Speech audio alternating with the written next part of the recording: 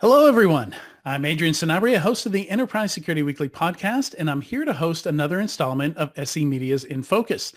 These interviews feature some of the top thought leaders in the cybersecurity space. This is an opportunity for these experts to share hindsight on recent events and foresight on where you should be focused as a cybersecurity professional in the near future. Today, we're discussing the state of cloud security. We'll talk about hybrid and multi-cloud adoption, cloud security concerns and challenges, platformization and cloud security, some cloud security best practices, and joining me today to talk about all this is Vince Hwang, VP of Cloud Security at Fortinet. Vince, excited to be chatting with you today. How you doing? Good. Hey, thanks for the opportunity, Adrian. Really looking forward to the conversation here. Me too. I very much enjoyed this report. Tell us a little bit about this report. It looks like it is a survey, and I get the sense that this is something that you do on an annual basis. Correct. We've been doing this for a number of years now, and so the point of the report is to help our customers and everyone else, any of the readers out there who happen to take on the report, to understand the state of cloud.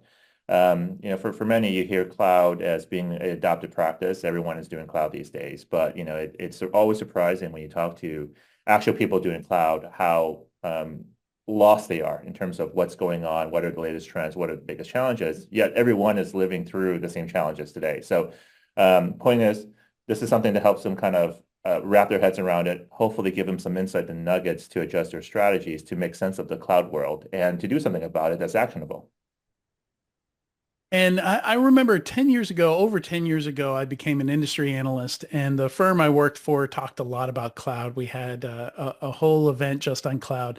And this report was very interesting for me because the state of hybrid and multi-cloud adoption seems complicated. And just going back then and thinking about what we thought the future might bring, multi-cloud seemed very unlikely. It seemed like too much overhead to have more than one cloud. And, I think there was this delusion that the private data center would somehow go away and everybody would just be in the cloud, which clearly has not happened, right, Vince? Yep, exactly. I mean, if you think about, it's just how companies are doing business today, where applications are. What does application modernization mean? It really means to be able to deliver those applications as quickly as possible and as close to the users as possible to improve the experience. People are impatient these days. You can't expect a long lag time. And you can't expect things to kind of take too long beyond that, a certain reasonable amount of time. And so as a result, companies are forced to adapt and adopt their deployments to, one, move applications closer to where users are, but two, you've got this whole push into Gen AI and everything that Gen AI promises to do, companies are looking at, and that becomes a forcing function. Is where does one put an application? Well, you start off hoping to be, your best intent is as few as number of clouds as possible, one, maybe two.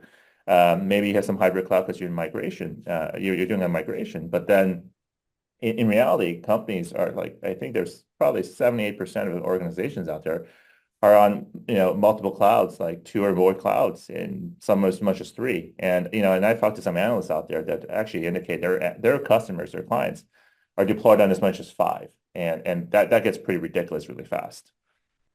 Yeah, but it makes sense if your company acquires a bunch of companies, you don't have control over what cloud they're using. You're just going to end up bringing all that stuff in and inheriting and adopting what they have. And maybe you have some plans to migrate in the future, but maybe it's just it's hard to justify a migration project and just easier to okay, like they're gonna stay on Google on GCP, right? Yeah, well, there's that. There's what companies do, acquisitions, mergers happen. So different companies could bring in their different baggage along. But then I think the other thing that's really important to kind of think about and recognize, and this is a very consistent theme year after year in terms of what are some of the top challenges, and that's the lack of cybersecurity skills and people, human resources that goes into operating your cloud and your security in general, right? And so part of it is it creates a challenge from a cloud security standpoint because there's just not enough people to do everything you need to do in cloud. But because of that, the flip of that, it's a self-fulfilling prophecy. You don't have enough people, so what do? Do you spend the time trying to merge and migrate multiple clouds into and kind of consolidate clouds, or you just kind of let it be. And you know what? It's kind of like my messy rooms. There's some days I look at it like, yeah, I'm going to leave it. I'm good. Yeah, yeah. It'll work for now. It'll get the job done. And another thing, I've noticed a trend, and maybe a lot of it's driven by data privacy, of almost pulling back from the cloud somewhat. I see more companies considering doing stuff on-prem, and you mentioned AI, and that's one of the big ones there, right? Is if I and I've talked to a few very large companies. I think most companies aren't thinking about training their own models. They're going to use foundation models that are already out there and just use a RAG to, ground, provide some grounding data or something for that AI model to do.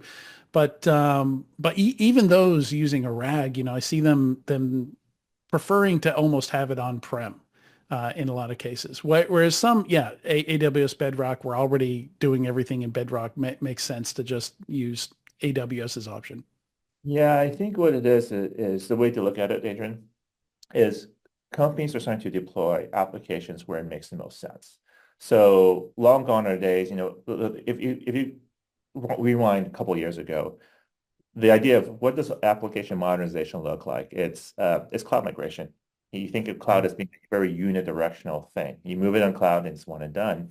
But if you look at the complexities of the data and the size of that data, the complexities of the applications and all the APIs that kind of work amongst and between each other today, companies are starting to realize, some things makes sense makes sense to be on-prem, and some things make sense in the cloud. And I think that's what we're really seeing. So the idea of application repatriation, that's been talked about is actually not necessarily so. It really just, it's not that everyone's moving things back from the cloud, but they're kind of starting to rationalize what makes the most sense in terms of achieving the company objectives. If it's a speed thing, if it's a bandwidth thing, maybe I Yeah. get better bandwidth and performance being on-prem than I do in the cloud. But if it's working on Gen AI models and leveraging LLM like Bedrock, absolutely that data needs to go into the cloud as much as possible. So I think that's really what companies are starting to wrap their heads around and trying to make some discerning decisions in terms of where applications should live to best serve the goals that they have in mind. Yeah, especially if I don't know where this AI thing is going. I don't want to I don't want to build a GPU farm, right? On on-prem. So yeah, let's try it out in the cloud. Let's rent for a while before we decide to own, maybe, or maybe it just stays there because it makes sense. Yeah. Yeah, yeah, absolutely. And it does cause, I think, interesting challenges for organizations. If you kind of go back to, rewind a couple seconds ago, maybe, a few minutes ago, where, I mentioned earlier, organizations are extremely challenged with the amount of cybersecurity skills that they have available to them and the amount of people that they have available to them. So that becomes sort of this perfect storm of things that, of all the things that can go wrong, that is the one thing that is the unknown variable. Because of that, you've got all these different complexities of all these multi-clouds. Then you got this idea that, well, I got to make business, I got to make money, I got to do what I need to do for my organization. So now I've got multi-cloud because applications have to live everywhere, as they should now. And then yet, if you think about it, there's not enough people to manage this complex network of things and this wide distribution of Yeah. applications and a number of clouds. So the whole thing just becomes a perfect storm for organizations to kind of really, get hit pretty hard if they're not very careful in terms of how they approach their cloud strategy. Yeah, I like the messy room example. And for a lot of organizations out there, all the rooms are messy. We don't know where stuff is at, data hygiene problems. And so we've already mentioned a lot of these barriers. I brought up privacy. You brought up, challenges with expertise and people, that challenge there. And this wasn't really a surprise to me, but this being a survey, I don't remember if we mentioned, lot of respondents to it, very good sample size, but maybe talk a little bit about how confident folks are in their detection and response capabilities. Oh, yeah, that's a huge surprise for us. I think this This is probably the first year we've asked this question in terms of confidence. We've always asked about, well, what are your top security challenges? And it always comes down to a couple of things, right? One is the lack of people. This is being a horse, making some glue out of it. It's the lack of people with cybersecurity skill sets. It's understanding how things kind of fit into this multi-cloud world, right? In which, the combination creates a loss of visibility, it's a loss of control. So this complexity kind of adds into it, right? And so but this year we asked the question, it's like, well, how confident are you in your real-time detection capabilities? Everyone talks about, all these solutions. You go to any trade show event, there's all these different vendors, but I think that's a problem. There's all these different vendors. There's a lot of silo solutions that don't work together. And so what that results in is there's only 64% of people, the lack of confidence out there is that 64% of the respondents actually lack the confidence of it having real-time detection. 64% have zero confidence in their cloud detection capabilities in real time. So I mean, to me, that is the problem that we have today is how do we solve for that? How do we kind of address these types of concerns to get folks closer to maybe 80, 90% confidence? I mean, you're in like dark territory these days. So Yeah. you shoot in the dark and you hope that, hopefully something sticks. Yeah. Yeah. And it's we still haven't had time to clean up that messy room because there's the next posture management tool that we're trying out and we're doing a proof of concept and they just keep coming at us, right? Yeah, well, exactly. Well, I mean, it's probably like as much confidence as my family has in me trying to keep that room clean. I'm pretty Yeah. good. I clean it up once a season. It's springtime. Okay, I'll make the effort. And if you ask, my family what the confidence level of me keeping the room clean and organized, and I know where things are with visibility of everything. So if I need to find something, I can find it quickly. Yeah, it's about 64%, Yeah. of non-confidence. And Yeah. um, Right. but, Right. but that's really, I think the challenge that organizations have is with so many things going on, and so little ability to have control over what's going on because there's just not enough manpower. An interesting thing though, in one of the stats, um, misconfiguration is probably one of the top threats in cloud. It's probably the top threats Yeah. or risk to cloud, right? Because if you don't have the people with the right skill sets to go and manage these things and having the ability to properly implement best practices or proper configuration and kind of enforce that over time, right? It's not a point in time. It's a journey. Um, that opens the door to a lot of threats and all the different risks, all the bad stuff, Log4j, everything else. A lot of that is just, if you don't keep your house clean, if you don't Yeah. have the ability to make sure everything is well organized and well thought of, it leaves a big exposure gap. Then you get into compliance issues, you get into exposure, all these different things, risk of attacks. So if you can solve for that, you can solve for a lot of things very proactively. Yeah, so let's get into some best practices here because, certainly one of the trends I've seen is people going through their security stack. And, we know each of these tools creates overhead for people to manage, for people to configure and get value out of. So the more you can kind of alleviate that management overhead, clearly the more value you can get out of what you're spending on security. And we have seen this trend even has a name now, platformization, where people are trying to move more to products that do a lot of stuff than a lot of products who do little individual things, and each need to have their own management console and things like that. So I just want to call out here that the term platform tends to be thrown around a lot. And I think there is difference between a platform where products actually work together versus like a product bundle or an ecosystem where you're saving money just by buying multiple things from in one place, right? Absolutely. So, I mean, the way to think about it, right, is at Fortinet, we've been a big believer in platform for decades, and so I think we kind of recognize that the world is complex. And as you kind of make your journey into whatever modernizations or initiatives, it gets even more complex. And so the only way to really get ahead of that is to, create a platform and have things that are integrated and consolidated. So consolidating security, like what we do on the networking side, between taking networking functions and security functions and converging them together, looking at consolidating products that so then things are integrated and they work together. They're sharing intelligence.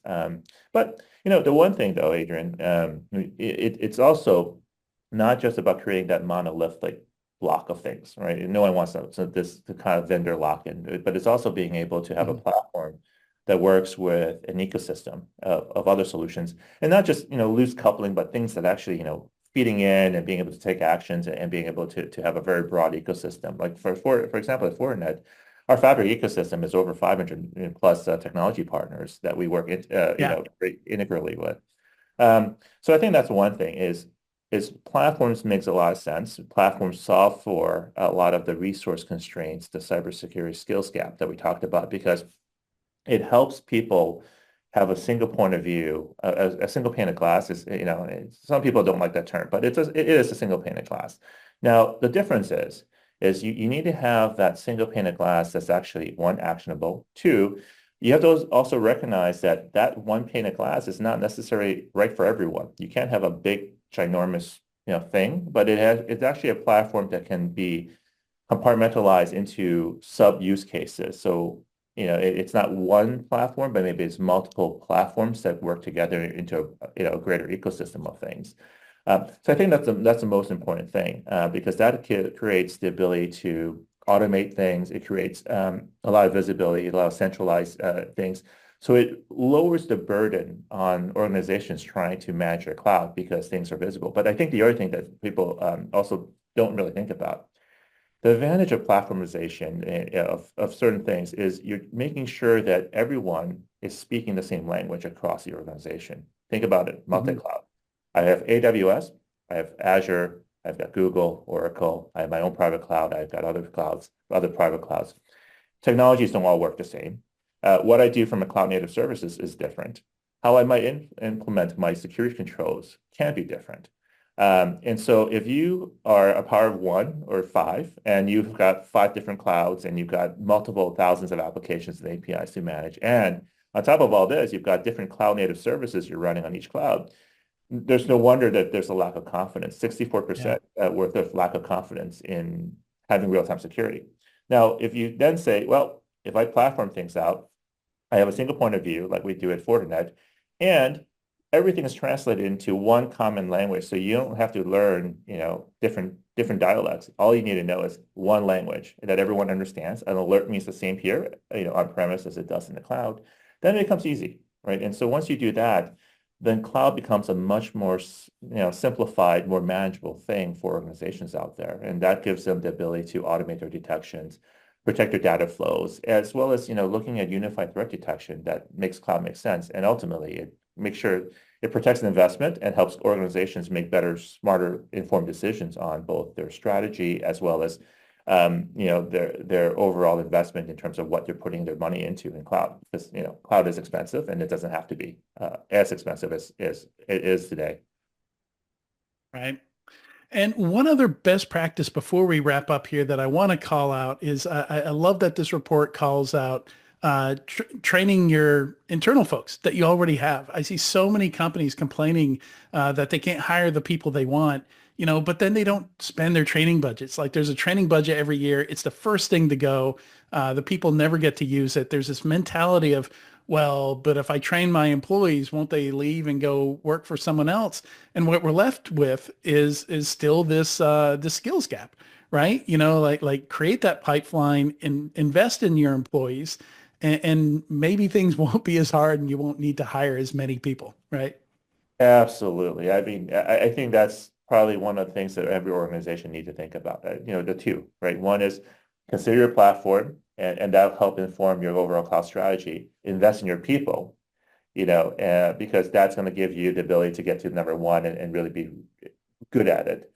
And I think that there's a two and a half where, you know, also consider bringing in some outside consultancy and cloud consultancy. Like for example, at Fortinet, we have our cloud consultancy service that actually, while it's a Fortinet delivered organization service, is actually delivered agnostically. So we do what's right for the customer, give them architectural design reviews and recommendations, help them organize their cloud and organize their room a little bit better. But also if they need help with their, staffing and training people, we have the ability to do that as well. But if you do those three things, cloud becomes less hairy and a little bit more organized. The room is a little bit clean. At least there's a pathway you can walk through versus stumbling Yeah.